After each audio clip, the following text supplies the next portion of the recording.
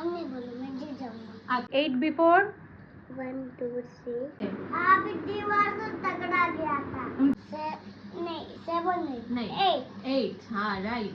Summer vacation চালু হয়েছে কৃষুদের স্কুলে। বাড়িতে ওকে এখন কি করে পড়াচ্ছি, নতুন কোনো জিনিস শেখানোর সময় কোন মেথড ফলো করি, বাড়িতে বসেই কি বাজেভাবে একটা অ্যাক্সিডেন্ট ঘটিয়ে ফেলেছে ছোট্ট কৃষু, সবটা দেখো।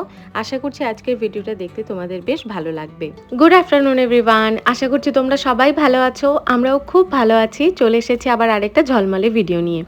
এই বাজে এখন 8:15, এখন থেকেই ব্লগটা শুরু করছি। তোমাদের তো অনেকগুলো ভিডিওতেই বলেছি আমি যেই রেসিপির ভিডিওগুলো তোমাদের সাথে শেয়ার করি দুপুরবেলাতে শ্যুট করি। কৃষু ওই সময়টা ঘুমোয়, তাই আমার কাজ করতে একটু সুবিধা হয়। একটা রেসিপি ভিডিও শ্যুট করতে নর্মাল রান্নার তুলনায় অনেকটা বেশি সময় লাগে। যেই রান্নাটা ধরো আধ ঘন্টায় পসিবল, সেটা শ্যুট করে রান্না করলে মোটামুটি ওই 1.5-2 ঘন্টা সময় লেগে যায়।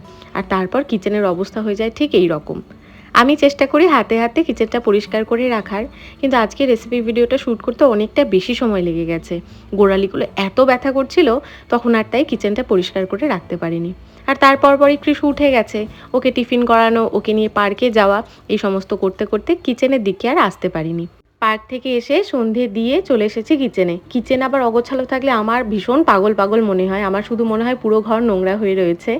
আগে কিচেন কাউন্টার টপটা পরিষ্কার করব, তারপর রাতে রান্নাবান্নার দিকে যাব। এই অবস্থায় যদিও রান্না করা যেত, কিন্তু কি হয় বলো তো, ওই যে আমার একটা স্বভাব আছে, যতক্ষণ না কিচেনের এই ওপরের অংশটা বেশ সুন্দর নিট অ্যান্ড ক্লিন হবে, ততক্ষণ আমার রান্না করতে একদম ভালো লাগে না। তাই আগে এই জায়গাটাকে চটজলদি পরিষ্কার করে নিলাম, এরপর রান্নাবান্না করব। তবে কৃষুর বাবার রান্নাটা আমি করেই রেখে গেছিলাম, শুধু এখন আমার জন্য ভাত বসাবো। ওরা রাতের বেলা একটু পরোটা খাবে বা রুটিও খেতে পারে, আর আমি একটু ভাত খাবো। ভাত দিয়ে কি খাবো সেটা এখনও চিন্তা করিনি, তবে আগে ভাতটা বসিয়ে দিই, ভাতটা হতে থাকবে, আমি সাথে সাথে আমার জন্য কিছু একটা রান্না করে নেব। নর্মাল প্রেশার কুকারে যতই আমি মেপে ঝেপে জল দিয়ে ভাত বানাই না কেন, এত পরিমাণে জল স্পিল আউট হয়, পুরো কিচেন টপটা নোংরা হয়ে যায়। তাই এইমাত্র তো পরিষ্কার করলাম, প্রেশার কুকারে না ভাত বসিয়ে 11 রিগেল ইলেকট্রিক রাইস কুকারে ভাতটা বসিয়ে দিচ্ছি। এটাই স্পিল আউট হবে না, আর তার থেকেও বড় ব্যাপার, এটাই লো কার্ব মোডটা অন করে ভাত বানালে ভাতের যেই ফ্যানটা থাকে সেই ফ্যানটা নিচে ড্রেন আউট হয়ে যায়, আর ওপরে ঝুরঝুরে ভাত থাকে। ভাতটা ভাতের মতন হতে থাক, আমি সাথে সাথেই রুটিগুলো বানিয়ে নিচ্ছি, তাহলে ওদের খাওয়ার আর আমার খাওয়ার একসাথেই হতে থাকবে। আমি দুপুরবেলায় একটু ডাল ফ্রাই বানিয়েছিলাম, সেই ডাল ফ্রাইটাই রেখে দিয়েছি। কৃষুর বাবা ডাল ফ্রাই খেতে ভীষণ পছন্দ করে, তো ও বললো যে আমাকে রুটি বানিয়ে দিও, আমি সেটা দিয়েই খেয়ে নেব। আর কৃষুর জন্যও ডাল ফ্রাই থাকবে, তার সাথে যদি একটা ডিম খায় তাহলে একটা ডিম সেদ্ধ করে দেবো। আমার জন্য যদিও ডাল ফ্রাই বানিয়েছিলাম, তবে আমার এখন কিছুতেই রুটি খেতে ইচ্ছে করছে না। আসলে আমি ভীষণ ভাত খেতে পছন্দ করি, আর কৃষুর বাবা দুজনেই ভাত একদম খুব একটা পছন্দ করে না, ওরা আবার রুটি পরোটা প্রেমী।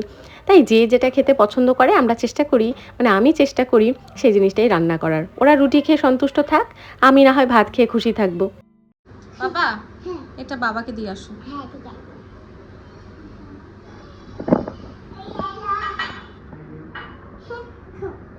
বাচ্চাদের দিয়ে ছোট ছোট কাজগুলো করালে ওরা ভীষণ খুশি হয়। আসলে ওরা নিজেদের একটু বড় ভাবতে শুরু করে, আর বাচ্চাদের এই ফিলিংটা ওদের ভীষণ খুশি দেয়। আমি ঘরের ছোট ছোট কাজ যেগুলো ধরো আমাদের কাছে ভীষণ তুচ্ছ, সেগুলো কৃষুকে দিয়ে করাই, ও ভীষণ খুশি মনে কাজটা করে। কৃষুর বাবাকে খেতে দিলাম, কৃষুকে খাইয়ে দিলাম, আর সাথে সাথে আমার ভাতটাও তৈরি হয়ে গেছে। দেখো একদম ঝঞ্ঝাট ছাড়া কি সুন্দর ঝুরঝুরে ভাত তৈরি হয়েছে। প্রেশার কুকারে ভাত বানালে এত কিন্তু ঝুরঝুরে কখনোই হয় না। আর ভাতের ফ্যানটাও এই স্টিমার বোলের নিচে যে জায়গাটা রয়েছে সেখানে ড্রেন আউট হয়ে গেছে। আজকে হঠাৎ করেই মনে হলো একটু ভেন্ডি আলু ভাজা দিয়ে শুকনো করে ভাত খাবো। আসলে আমি শুকনো করে ভাত খেতে ভীষণ পছন্দ করি, তাই নিজের জন্য একটু আলু ভেন্ডি ভাজা বানিয়ে নিলাম, কালো জিরে ফোড়ন দিয়ে কাঁচা লঙ্কা দিয়ে, সেটা দিয়ে তৃপ্তি করে বেশ কয়েকটা ভাত খেয়ে নিলাম। এখন তো কৃষুদের স্কুলের সামার ভেকেশন চলছে, তাই সারাদিনেই বাড়িতে খেলাধুলো করে। আমি মোটামুটি চেষ্টা করি আমার রেসিপি ভিডিও শ্যুটের পর বিকেল বেলায় 2 থেকে 3 ঘন্টা ওকে পার্কে নিয়ে যাওয়ার, যাতে ও পার্কে অন্যান্য বাচ্চাদের সাথে খেলতে পারে। কারণ এখন তো স্কুলের ফ্রেন্ডদের সাথে একদমই দেখা হচ্ছে না, কিন্তু যতটুকু সময় বাড়িতে থাকে ততটুকু সময় ও কিন্তু ফোন বা টিভি একদম নায়ের বরাবরই দেখে। ফোন দেখে না, তবে এখন একটু আধটু টিভি দেখে। আজ ঘুমোতে আসতে একটু লেট হয়ে গেল, বাজে এখন 11:15 মতন। কৃষুকে এবার একটু ফ্রেশ করিয়ে ঘুম পাড়িয়ে দেবো। কালকে রাতের ব্লগটাই আজকে সকাল থেকে আবার কন্টিনিউ করছি। সকালবেলা উঠে আমি বাথরুম পরিষ্কার করে আমি ভালো করে ফ্রেশ হয়ে গেছি, স্নান করে নিয়েছি, শ্যাম্পু করেছি। আজকে বুধবার, আর বুধবারে মোটামুটি আমি বাথরুম পরিষ্কার করে থাকি, সপ্তাহে একদিনই পরিষ্কার করি। সপ্তাহে 2 দিন পরিষ্কার করা আমি সত্যি সময় পাই না, তাই বুধবারটাকে বেছে নিয়েছি, বুধবারেই আমি বাথরুমটা পরিষ্কার করে নিই। কৃষুর বাবা আজকে অনেক সকাল সকালই অফিসে বেরিয়ে গেছে। কৃষুর বাবা আজকে সকালবেলায় একটু কলা দিয়ে ছাতু দিয়ে স্মুদি মতন বানিয়ে দিয়েছিলাম, তো সেটাই খেয়ে বেরিয়েছে। কৃষু বাবুকেও সেটাই খাইয়ে দিয়েছি। এবার আমার শুধু ব্রেকফাস্ট করার পালা। আমাদের এই ফুল গাছটা জানো তো পুরো মরেই গেছিলো, হঠাৎ করেই দেখছি গরম পড়তে না পড়তেই বেশ সুন্দর ফুল আসা শুরু হয়েছে। তবে এখনও বেশ কয়েকটা পাতা একদম শুকিয়ে গেছে। যে পাতাগুলো শুকিয়ে যাচ্ছে ওগুলো আমি ছিঁড়ে নিচে ফেলে দিই।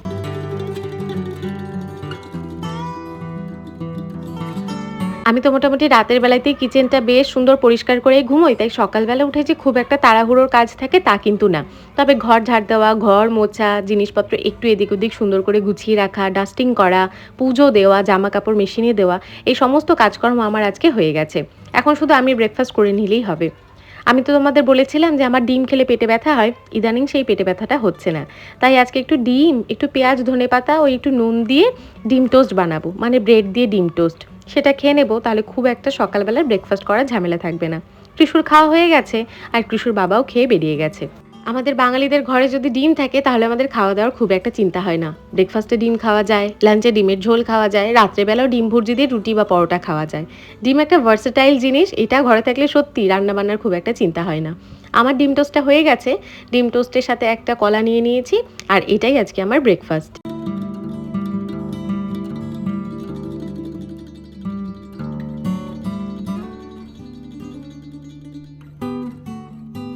কৃষু তো রোজ সকালে স্নান করেই স্কুলে যায়, তাই এই ছুটির মধ্যেও আমি এই অভ্যাসটা চেঞ্জ করতে চাইছি না। আর আমাদের এখানে জল এত পরিমাণে গরম হয়ে যায় সকাল ওই 10টার পর থেকে, ওই জল দিয়ে স্নান করা সম্ভব নয়। তাই ব্রেকফাস্ট করার সাথে সাথেই আমি কৃষুকে বললাম, চলো বাবা তোমাকে স্নান করিয়ে দিই।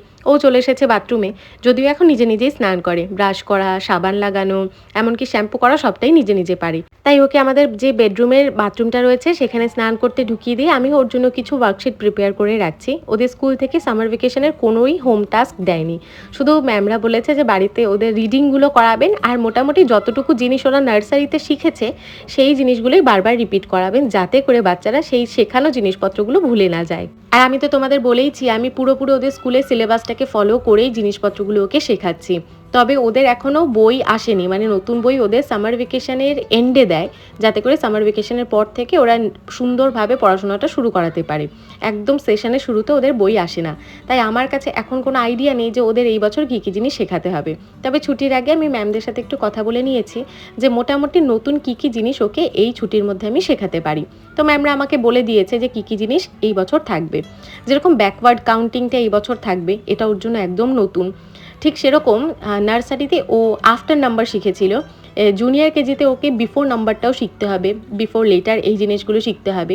হিন্দিতে স্বরধ্বনি যেই জিনিসগুলো রয়েছে সেটা থাকবে, এমনকি নাম্বার নেমস মানে 1 to 50 অব্দি নাম্বার নেমস লেখা, এই জিনিসগুলো ওকে শিখতে হবে। তাই এই জিনিসগুলোই আমি ওকে বাড়িতে প্র্যাকটিস করানো শুরু করেছি। এই যে ধরো ব্যাকওয়ার্ড কাউন্টিং মানে 10 to 1 আসা, 10, 9, 8, 7 এইভাবে আমাদের বড়দের কাছে তো ভীষণ সোজা বলে মনে হয়, তবে বাচ্চাদের কাছে কিন্তু এটা ডিফিকাল্ট, কারণ ওদের প্রথম থেকেই শেখানো হয় 1, 2, 3, 4, ওরা এইভাবেই কাউন্টিং করতে অভ্যস্ত। সেই অভ্যাসের এগেইনস্টে গিয়ে অন্য একটা জিনিস শেখা, সেই শিখতে কিন্তু অনেকটা সময় লাগে। তাই সেইটা নিয়েই আমি এখন শেখানোর চেষ্টা করছি।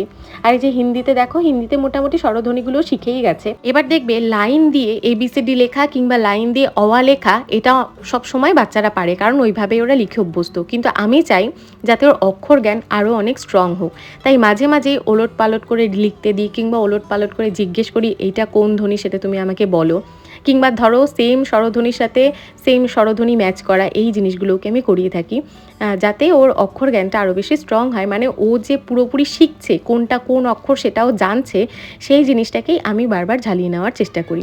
মানে আমি বুঝতে চাই এই যে এই অক্ষরটাকে অ বলে না আ বলে, এটা কি ওর কাছে ক্লিয়ার, নাকি ওই যে সিরিয়াল মেনটেন করে লেখাচ্ছি অ আ সেইভাবে ও মুখস্থ করে লিখছে, সেটাই বারবার জেনে নেওয়ার চেষ্টা। ও মোটামুটি তো একা একাই স্নান করে, তবে আমিও মাঝে মাঝে এসে দেখে যাই, একটু হাত পা ভালো করে ডলে দিই, কারণ এখনও তো ওরকম প্রপারলি পারে না, ও নিজে নিজে করার চেষ্টা করে। যাই হোক, ও স্নান হয়ে গেছে, এবার ওকে ফ্রেশ করিয়ে দিয়েছি। এবার ওকে আগে যে সমস্ত ওয়ার্কশিটগুলো আমি বানিয়ে রাখলাম সেগুলোতে কাজ করাবো, তারপর ওকে খাওয়াবো। এরই মাঝখানে 2-3 দিন আগেকার কথা, তোমাদের ছোট্ট কৃষু একটা ছোট্ট অ্যাক্সিডেন্ট ঘটিয়ে নিয়েছে। এখন যদিও দেখো ঠোঁটের অবস্থা অনেকটা ইমপ্রুভ করেছে, কিন্তু হঠাৎ করেই একদিন দৌড়ে গিয়ে দেওয়ালে গুঁতো খেয়ে ঠোঁট একেবারে ফেটে চৌচির, আর তার সাথে সাথে নাক থেকে গলগলিয়ে রক্ত বেরোচ্ছিল। हाँ, फिर दीवार से तगड़ा दीवार से टकरा गए थे? हाँ, घर से भी मेरा भी डर लगा था, घर से मेरा दांत ही नहीं टूटा था। दांत तो नहीं टूटा, वो तो अच्छी बात है, लेकिन आप इतना उछल कूद मत करो ना बाबा कि एसिड लग जाए आपको। আমি আজকে ম্যাথসের ওয়ার্কশিট বানিয়ে দিয়েছি। হ্যাঁ, তোমার তো ম্যাথস ভালো লাগে তাই তো? ভালো লাগবে না? ভালো লাগে না? হ্যাঁ। এই মা, তাহলে কোন সাবজেক্ট ভালো লাগে বাবা? बैकवर्ड काउंटिंगটা করতে হবে, ঠিক আছে?